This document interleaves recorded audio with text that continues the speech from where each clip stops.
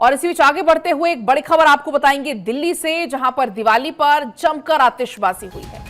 दिल्ली में बैन के बाद भी पटाखे चले। दिल्ली में कई इलाकों में अब AQI की स्थिति बद से बदतर हो चुकी है। AQI 350 के पार ऐसे कई इलाके हैं दिल्ली में जहां पर पहुंच चुका है। कई इलाके में हवा, क्योंकि पहले से ही बेहद खराब श्रेणी में थी, अब और ज्यादा गंभीर अवस्था में पहुंच गई है दिल्ली की वायु गुणवत्ता। आपको बता दें कि लोगों को अब सांस लेने में काफी परेशानी हो रही है, सरदर्द लोगों का हो रहा है, गले में खराश लोगों को हो रही है। और ऐसे में बड़ा सवाल यह भी है कि जब पटाखों पर बैन लगा दिया गया था, इसके बावजूद भी इतनी बड़ी संख्या में पटाखे बिके कैसे।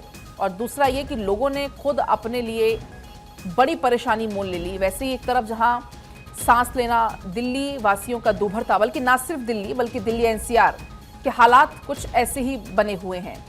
ना सिर्फ दिल्ली बल्कि गुड़गांव की आप बात कर लो, आप नोएडा की बात कर लो, या और भी जो इलाके दिल्ली से लगे हुए हैं बॉर्डर्स पर, हालात कमोवेश कुछ ऐसे ही बने हुए हैं। अब ये दिल्ली के 6 अलग अलग स्पॉट आप देखिए, तस्वीरें कुछ एक जैसी हैं। प्रदूषण के चलते विजिबिलिटी एकदम कम हो चुकी है। कालिंदी कुंज में आप देखेंगे कि ये यमुना नदी आपको हम दिखा रहे हैं, जहां पर एक मोटी सी प्रदूषण की परत झाग के तौर पर यमुना नदी में नजर आ जाएगी आपको। इंडिया गेट जो कि विजिबल भी नहीं है। एम्स की तस्वीरें आप देखिए, करोल बाग की देखिए, साउथ एवेन्यू की देखिए और सरोजनी नगर की आप देखिए। चलिए अब तस्वीरें आपको हम दिखाएंगे ग्राउंड जीरो पर क्या कुछ हालात बने हुए हैं। हमारे साथ अंजू और अक्षय हमारे साथ जुड़ रहे हैं। दोनों ही सहयोगियों से हम तस्वीर जानेंगे क्या कुछ स्थिति बनी हुई है फिलहाल ग्राउंड जीरो पर। अक्षय, पहले मैं आपके पास आ रही हूं। जिस तरीके से अभी हम सुबह भी चर्चा कर रहे थे कि प्रदूषण की वजह से अब बहुत ज्यादा मुश्किल हो रहा है, लोगों को सांस लेने में भी काफी ज्यादा परेशानी हो रही है। दिल्ली एक गैस चैम्बर के तौर पर तब्दील हो गई है। आप कहां पर मौजूद है, क्योंकि अब चूंकि समय बढ़ गया, 11 बज चुके हैं, और क्या विजिबिलिटी अब कुछ साफ हुई, कुछ क्लियरिटी आई है, या अभी भी हालात सुबह जैसे ही है?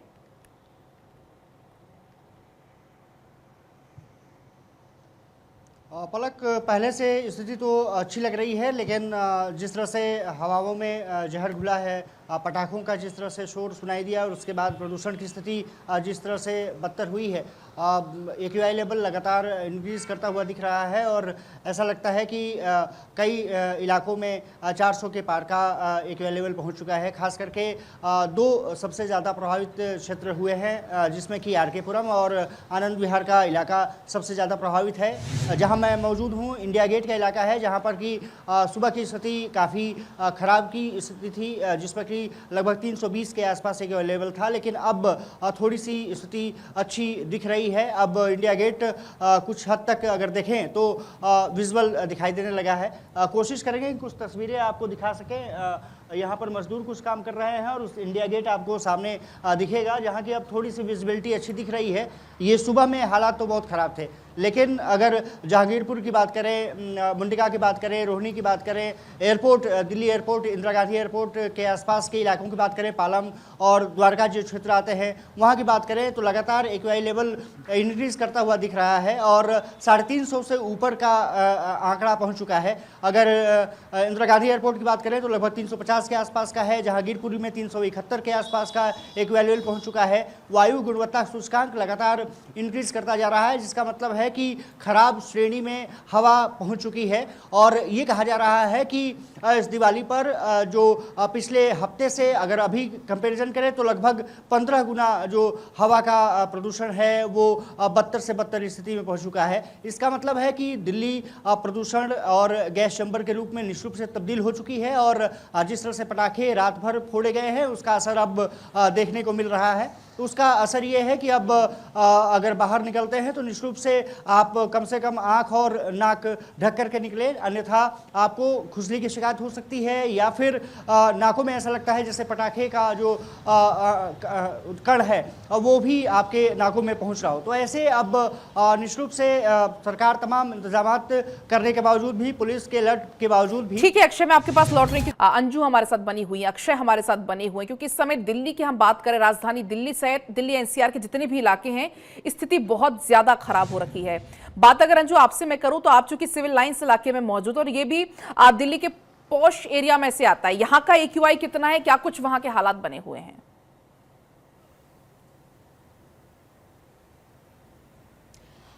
जी बिल्कुल, जहाँ तक बात की जाए पटाखों की, तो पटाखे पूरी तरह से बैन थे, लेकिन बावजूद इसके पटाखे फोड़े गए। अब जो है पटाखों के फोड़ने की वजह से दिल्ली की हवा बेहद जहरीली हो चुकी है। लेकिन अभी दिल्ली के पर्यावरण मंत्री गोपाल राय की बात करें तो उनका कहना है कि मैं दिल्ली वालों को बधाई देता हूं, क्योंकि पटाखे ज़रूर बैन थे लेकिन दिल्ली वालों ने सहयोग किया।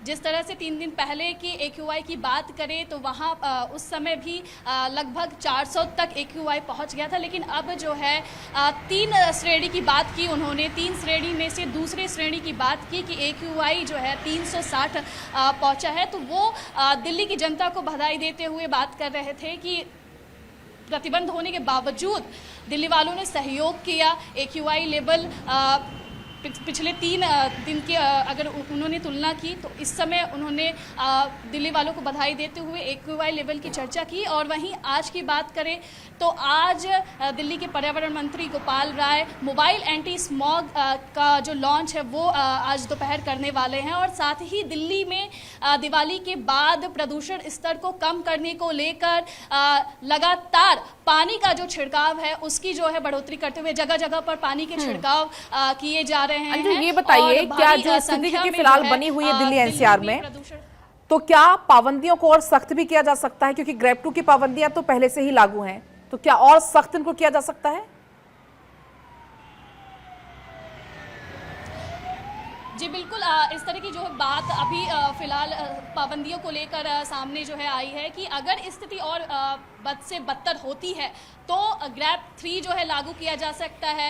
वहीं ऑड इवन की बात करें तो वो भी लागू किया जा सकता है, लेकिन ये प्रदूषण की स्थिति को देखते हुए लगाया जा सकता है जैसे जैसे प्रदूषण की स्थिति बढ़ेगी। हालांकि गोपाल राय ने ये कहा कि जिस तरह से उम्मीद की जा रही थी कि दिवाली के पटाखे प्रतिबंधित होने के बावजूद जो है पटाखे फोड़े गए, तो उम्मीद की जा रही थी कि 400 के पार के लगभग AQI लेवल पहुंच सकता है, हवा की श्रेणी और खराब हो सकती है। लेकिन उन्होंने दिल्ली वासियों को बधाई देते हुए कहा कि पिछले 3 दिन से जो AQI लेवल बढ़ा हुआ था अब जो है लगभग 350 है। तो उन्होंने यही कहा है कि वो दिल्ली वाले को बधाई देते हैं कि AQI लेवल जो है बहुत ही ज़्यादा ख़राब श्रेणी में नहीं है, उन्होंने दूसरी श्रेणी में रखा है। और आने वाले दिनों में देखनी होगी कि क्या कुछ इसमें और कड़े कदम उठाए जाते हैं। क्योंकि अभी की बात करें तो एंटी स्मॉग गन आज दोपहर को गोपाल राय दिल्ली के पर्यावरण मंत्री वो जो है वो लॉन्च करेंगे। और अगर दिल्ली में जो कुछ भी प्रदूषण की स्थिति को देखते हुए वो दिल्ली वासियों से अपील कर रहे हैं कि जहाँ भी प्रदूषण की स्थिति ज़्यादा दिख रही है तो वो दिल्ली ग्रीन ऐप पर डायरेक्ट उसकी फ़ोटोज़ और शिकायत कर सकते हैं। उसके बाद जो है कार्रवाई करने की बात जो है गोपाल राय कर रहे हैं। जी ठीक है अंजू।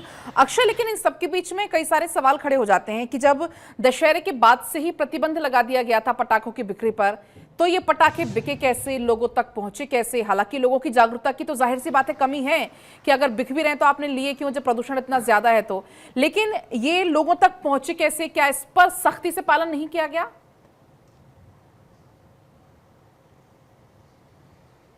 देखिए, लगता तो यही है कि सख्ती से पालन नहीं किया गया, क्योंकि कई जगहों पर अगर देखें तो शॉपकीपर्स लगातार पटाखे बेचते हुए देखे गए। इसके अलावा सबसे बड़ी बात यह रही है कि प्रतिबंध 2017 से है, इसके बावजूद भी सुप्रीम कोर्ट और तमाम सरकारें जो हैं कोशिश करती हैं कि पटाखे ना फोड़े जाएं। लेकिन क्योंकि हिंदुवादी संगठन जो है वो लगातार कहते हैं कि हम दीपावली मना रहे हैं, अपना त्यौहार मना रहे हैं, तो हमारा हक बनता है कि हम पटाखे फोड़ें।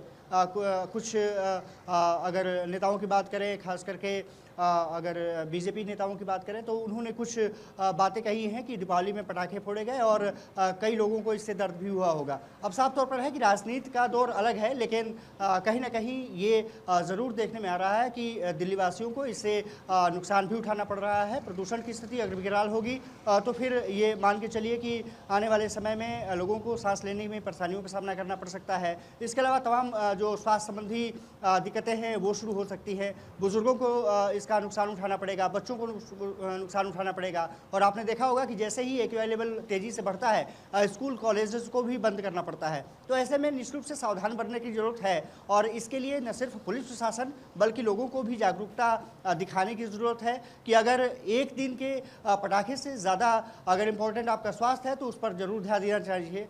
लेकिन हाँ, ये तय है कि पटाखे फोड़े गए हैं और उसका असर अब दिल्ली पर दिखने लगा है। जरूरत इस बात की है दिल्ली कि पर अब उसको असर दिख minimize रहा है, कैसे किया स्वास्थ्य जाए। पर असर दिख सरकार रहा की है, तरफ से और अगर स्थिति और ज्यादा बद से बदतर होती स्कूल कॉलेजेस पर असर दिखेगा, जेब पर तो आपका असर सीधा सीधा पड़ा ही है।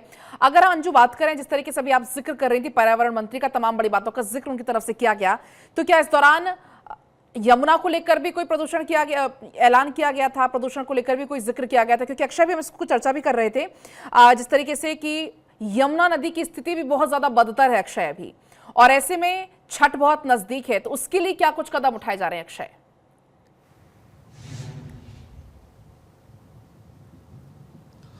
और देखिए, अभी तक घाटों की जो सफाई का कार्यक्रम है वो जरूर शुरू किया गया है, खास करके आईटीओ क्षेत्र में, लेकिन कालंदी कुंज का जो इलाका है वो सबसे ज़्यादा प्रभावित है। दो वजह है। एक तो ये है कि यमुना का पानी जो वहाँ पर है जहरीला झाग पूरी तरह से फेंक रहा है। वहाँ पर एक और है कि यूपी से जो कैनाल आती है वो भी उसकी जिम्मेदार बताई जा रही है। साफ तौर पर है कि जो दिल्ली में नाले छोड़े गए हैं यमुना में, जो सीधा उनका बिना ट्रीटमेंट किए हुए जो नाले गिर रहे हैं यमुना में, वो सबसे ज़्यादा गंदगी करते हैं और उसकी वजह से यमुना सबसे ज़्यादा प्रदूषित रही है। बीजेपी आरोप लगाती रही है कि यमुना को साफ करने के लिए लगभग 8,000 करोड़ आम आदमी पार्टी ने खर्च कर दिए। आम आदमी पार्टी आरोप लगाती रही है कि उसका सहयोग नहीं किया गया, लेकिन कहीं ना कहीं अब सरकारों के झमेले में फंसती यमुना दिखाई दे रही है। और सबसे बड़ी बात यह है कि छठ पूजा नज़दीक है। यमुना अगर ऐसी ही रही तो फिर छठ पूजा कैसे करेंगे? आपने देखा होगा कि कुछ दिन पहले बीजेपी के प्रदेश अध्यक्ष निष्ठुर से जो वीरेंद्र सचदेवा हैं वो डुबकी लगाने गए थे यमुना में, उसके बाद उनका स्वास्थ्य खराब हो गया था, शरीर पर रैशेस आ गए। बिल्कुल अक्षय, सियासत हर साल होती है, बयानबाजी हर साल होती है, लेकिन दिल्ली एनसीआर वासियों को हर साल भुगतना भी उतना ही पड़ता है। फिलहाल बहुत शुक्रिया आपका अंजू, आपका भी बहुत शुक्रिया तमाम जानकारी के लिए, तमाम बातचीत के लिए।